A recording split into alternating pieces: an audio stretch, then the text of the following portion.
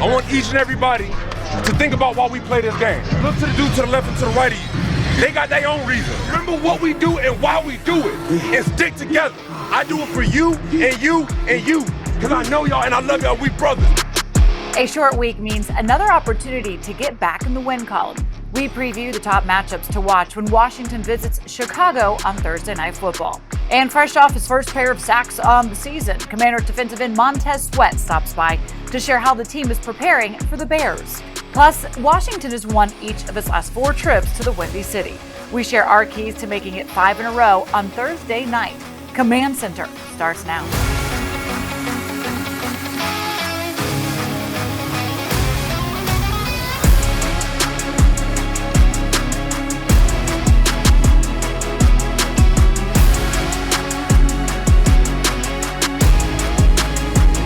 At the end of the day, I spoke to my team this morning. You know, I basically told them that I said some things that were misconstrued. I didn't present it properly, and that's on me. So I took accountability, told the guys that, I should know better, and I had a bad day.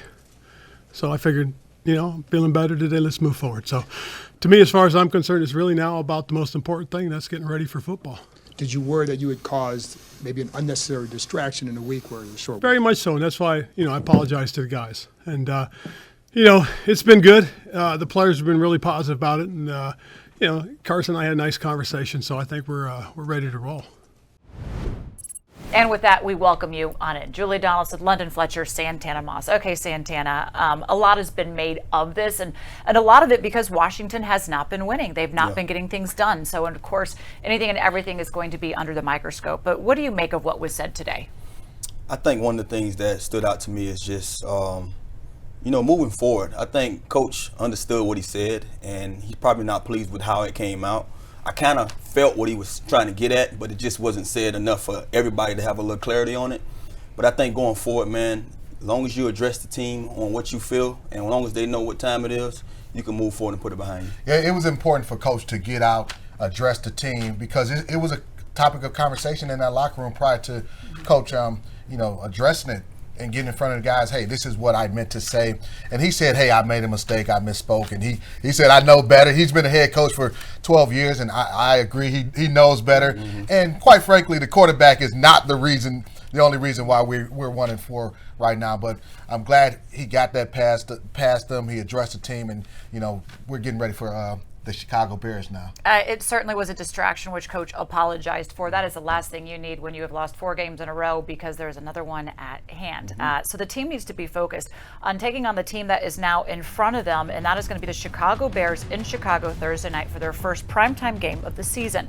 After starting the year 2-1, the Bears have lost their last 2 games overall, and just one of 3 teams that has not scored more than 23 points in any of their games this season.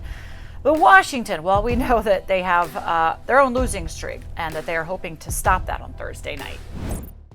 We did take a tough loss last week because it was very tough. But the way you keep your morale up is by, it works out perfect, right? We got a Thursday game, so we got to get this bad taste out of our mouth, go to Chicago, try to get a W on Thursday Night Football. It's a lot of things that lines up for us to play well.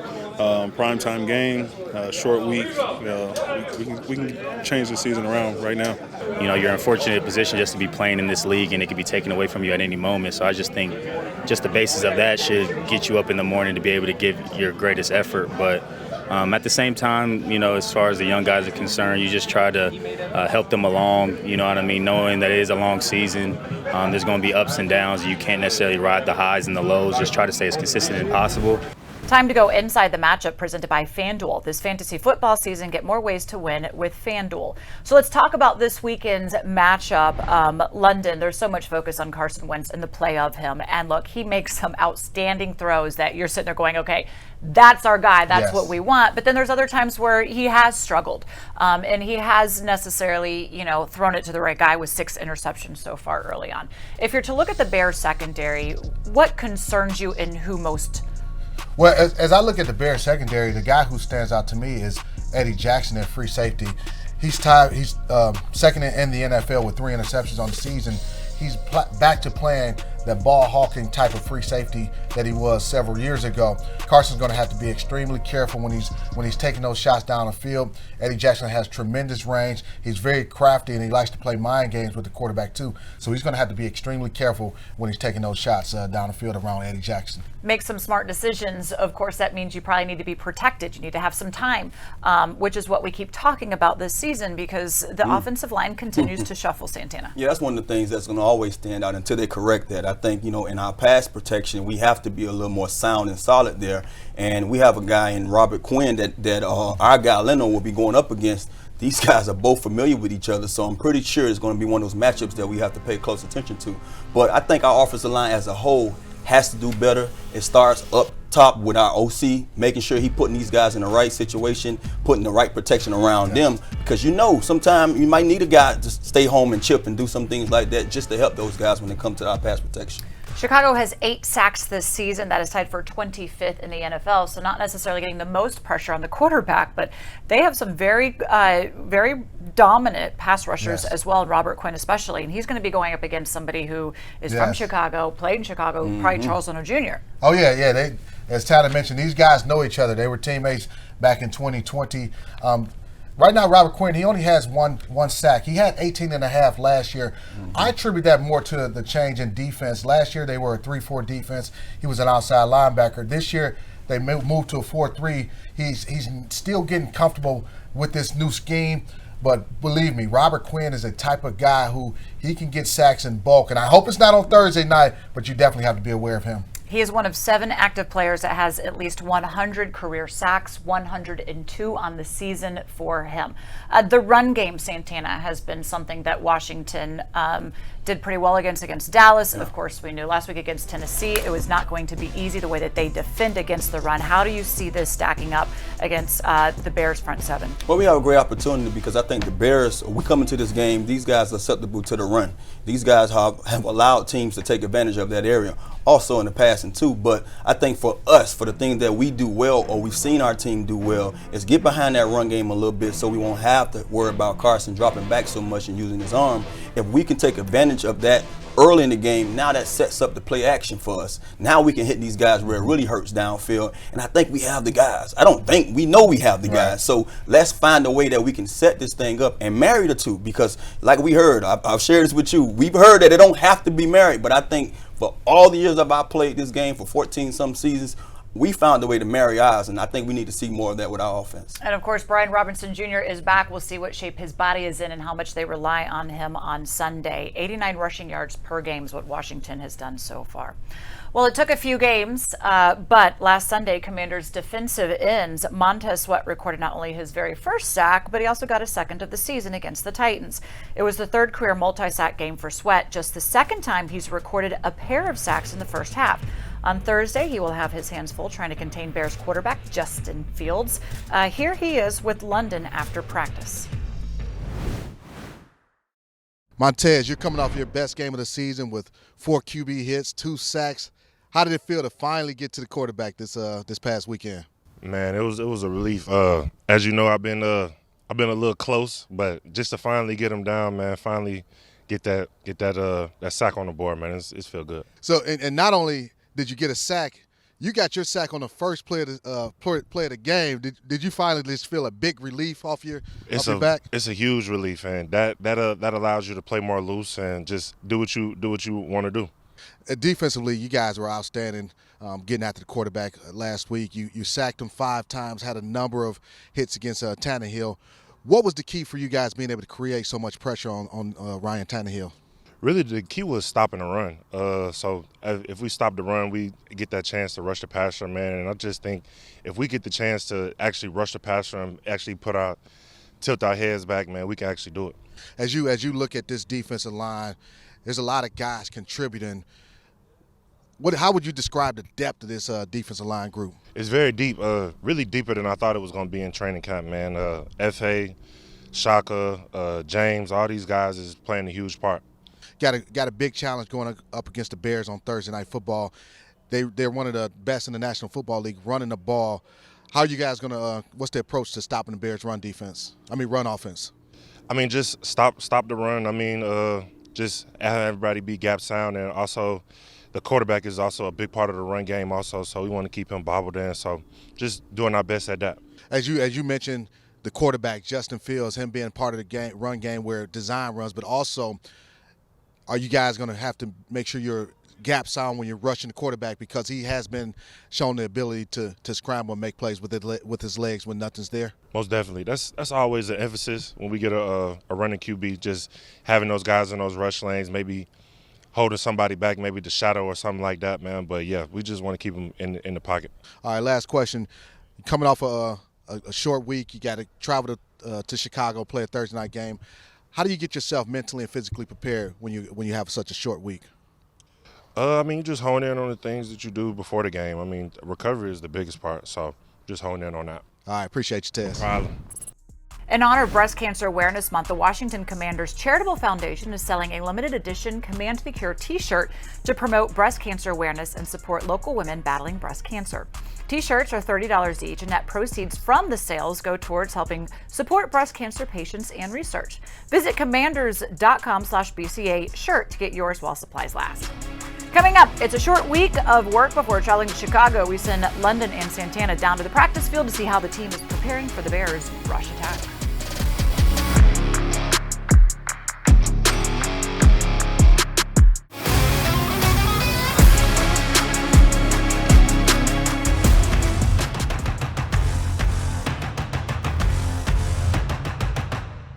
Play action. Tannehill in trouble, and down he goes. Montez Sweat is having a day. Under pressure, and down he goes. And that is their fourth of the afternoon. Tannehill, pressure coming, and he cannot escape. James Smith-Williams with the sack. The fifth of the day by the Washington defense. Washington's pass rush had quite a day on Sunday against the Tennessee Titans, with 5 sacks to go along with 13 quarterback hits. Of course, on a short week, they will want to try and bring the same pressure on Thursday night against the Chicago Bears. Not going to be the easiest task to be able to do. For more on what this team is working on and how they can do that, we send it down to the field with London and Santana. Here is our FedEx Field Pass, where now meets next. Santana, we're going to have to be on top of our game from a run defensive standpoint, stopping this Bears rushing attack. They're fishing the National Football League, running the football, have 2 really good running backs in Herbert and Montgomery, and also Justin Fields. Yeah, he's a threat running that football. First and foremost, yeah. Yeah, we got to be great at the linebacker position, making sure we're fitting our runs, our run gaps, coming downhill, because it's going to be a challenge for us. Yeah. One of the things I'm going to ask you, too, for the most part, we've been kind of solid the last few weeks. I mean, I understand, King Henry did his thing, but, man, holding him to 102 yards, knowing that what he could have done, I think our defense, came out on top on that one. We didn't win the game, and he was pretty much the reason probably why they put up the points, but still I think we did a good job because it could have been worse. How do you feel? I understand that's the point of emphasis this week, but how do you feel coming off a week? Short week, going into a short week, but coming off a loss. We both played this game, had our moments where we came off of wins or, losses and had to go into a, quick turnaround to a Thursday game. What was that like you, mental-wise and physical? Well, from a mental standpoint, coming off a loss, you're happy that you have that short week, that you get an opportunity to get out of your system, sooner rather than later. Yeah. Having to turn the page very quickly. We're going on the road to Chicago, Thursday night game, so you don't have a lot of time to dwell on that loss against the Tennessee Titans. From a physical standpoint, as I got older, the recovery, it took me a lot longer to recover. I can remember my last year in 2013, we played the Minnesota Vikings on the road on a Thursday night, and I can't remember at what point in the season, but physically, because I was an older player in my 16th year, my body just wasn't ready to play that game, and I didn't have a great game. Typically, by the time my last year, it took me Sunday to get my body back ready. What about you? How did you feel? Honestly, regardless of the age, I remember us having a quick turnaround. I think I was on that team when we went to Minnesota, but I think the one that stands out the most when we had to go to Dallas on Thanksgiving. Yes. And I remember how my body felt, but due to the fact that we had more of a walkthrough, I was able to snap out of it, and be ready for that Thursday. So I think mentally it's all a mental game, for us at least. We're going to hurt. Yeah. We're going to probably be sore. We're going to be nicked. But we know come Thursday, we put all that behind us and kind of do what we have to do, our routine to go out there and play. Yeah, play good football. I'm glad you brought up that Thursday, that Thanksgiving Day game against the Cowboys. I think the fact that it was a Thanksgiving game, you knew all our peers were going to be watching us. Yeah. It was against the Cowboys. Yeah. The adrenaline, our biggest Our rival. season was going well too. Yes, we were fighting to win to make the playoffs. So it was so much on the line, and really, if you look at where we're at as a team, 1-4, our season's kind of on the line in terms of needing to get a win. We've lost 4 in a row. Need a spark. This is going to be the only game on television that day. I'm hoping, and I know the guys will be motivated and knowing that they have to have the right mental mindset going into this ball game. Well, one of the things that, by us talking about the linebackers, I look at the linebackers and the D-line, they kind of go hand in hand. And I think if we can look for that spark, man, we got to get it from those guys to motivate these guys on the other side of the ball offensively so we can go out there and do our part, because it can't be one-sided. And these guys have been, since week 1 or 2, they've been the guys that we're talking about that's basically been handling their part. So hopefully this weekend they can do it again and we can, do our part on the other side. Man, I'm out here dealing with these elements. My allergies acting up. I'm sneezing. You mentioned the defensive line.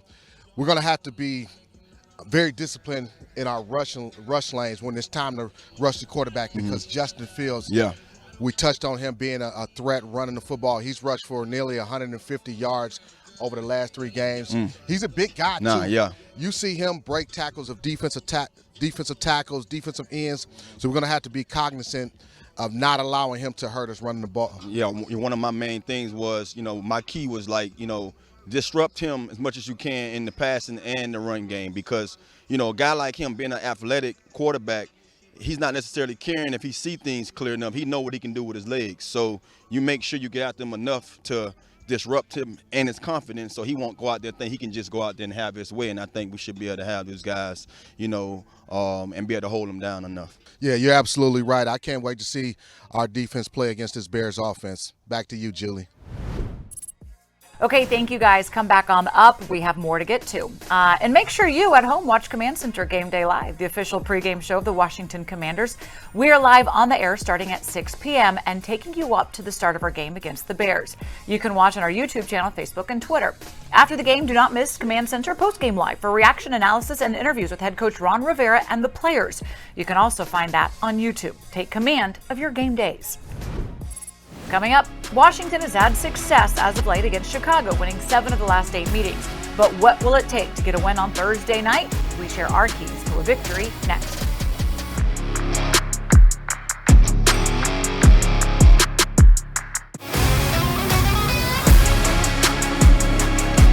Game day details are delivered by Paisanos, where you get buy one, get one large pizza on Commanders Game Day and free toppings for extra points on Monday. Order online at paisanospizza.com. Well, the Commanders will take on the Bears at Soldier Field Thursday with kickoff scheduled for 8:15 p.m. Washington leads the all-time series with 22 wins, 21 losses, and 1 tie. You can watch the game on Amazon Prime, or if radio is your thing, well, make sure you catch Bram Weinstein, London Fletcher, and myself on Big 100 or streaming on the iHeartRadio app. Time for our keys to winning, presented by the Maryland Lottery. Play fast, win fast with fast play games from the Maryland Lottery. This is what it all boils down to. What are we focusing in on to get the victory on Thursday night and snap this losing streak? London, I'm going to start with you. So I'm going to start with my first key to winning. I want us to rush for over 150 yards. And the Bears are the 31st ranked rush defense. They give up 170 yards per game. I'm not even asking for us to get that much. Yeah. But I feel like we need to rush for at least 150 yards. We have a 3-headed monster at the running back position. This will be Brian Robinson's second game playing in this season. I feel like he'll be better. But this Bears defense, we have to take advantage of rushing the football. You hit it on the head with that, and I think in order for us to have a good run game, we have to have consistent offensive flow. Last few weeks we've been, stumbling out the gate. Last week we got on the scoring board a little earlier than we did the previous 2 weeks. I think offensively we can be better, and I think we have to convert on third down. We have to move the change, and we have to stamp it at the end, man, and put up some points. Defensive front, we're going to have to put pressure on Justin Fields. He's been sacked 18 times. We need to add to those sack totals.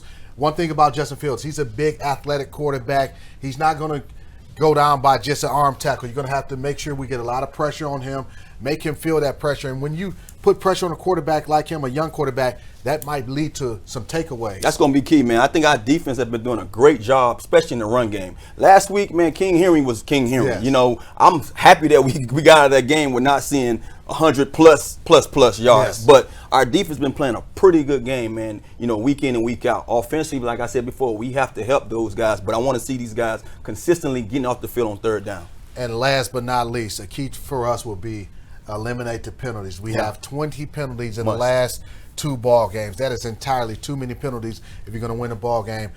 We're going on the road.